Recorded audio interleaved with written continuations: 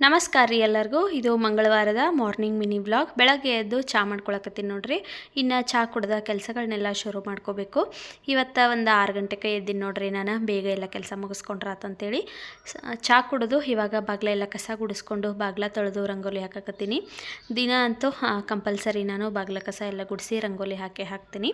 ಇನ್ನು 2 ಡೇಸ್ಗೆ ಸಾನ್ವಿದು ಸ್ಕೂಲ್ ಶುರುವಾಗ್ತತಿ. ಹಾಗಾಗಿ 1-2 ದಿವಸ ಪ್ರಾಕ್ಟೀಸ್ ಆಗಲಿ ಅಂತೇಳಿ ಬೇಗನೆ ಹೇಳಕತ್ತೀವಿ. ಸ್ಕೂಲ್ ರಜಾ ಇತ್ತಂತೇಳಿ ನಾವು ಲೇಟಾಗಿ ಹೇಳಕತ್ತಿದ್ದೀವಿ. 7:30-8 ಗಂಟೆವರೆಗೂ ಮಲ್ಕೊಳ್ತಿದ್ವಿ.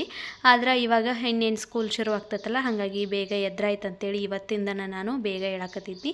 ಬಾಗಿಲ ಎಲ್ಲ ತೊಳೆದು ರಂಗೋಲಿ ಹಾಕಿ ನಾಷ್ಟಕ್ಕೆ ರೆಡಿ ಮಾಡಕತ್ತೀನಿ. ಇವತ್ತು ರವೆ ಉತ್ತಪ್ಪ ಮಾಡತ್ತೀನಿ ನೋಡ್ರಿ. ನಾನು ರವೆ ಮೊಸರು ಹಾಕಿ ಉಪ್ಪು ಹಾಕಿ ಕಲಸಿ ಅದಕ್ಕೆ ಬೇಕಾಗಿರೋ ತರಕಾರಿ ಹಾಕ್ಕೋಬೋದು. ನಾನು ಈರುಳ್ಳಿ, ಕ್ಯಾರೆಟು ಮತ್ತು ಕೊತ್ತಂಬರಿ ಸೊಪ್ಪು ಹಾಕ್ಕೊಂಡಿದ್ನಿ. ಹಾಕಿ ಕಲಸಿಟ್ಟು ನಾವು ಉತ್ತಪ್ಪ ಥರ ಮಾಡ್ಕೊಳ್ಳೋದಷ್ಟ. ಇದ್ರ ಜೋಡಿ ನಾನು ಈರುಳ್ಳಿ ಗೊಜ್ಜನ್ನು ಮಾಡಿದ್ನಿ. ಇವತ್ತಿನ ವಿಡಿಯೋ ಇಷ್ಟ ಆದ್ರೆ ಲೈಕ್ ಮಾಡಿ.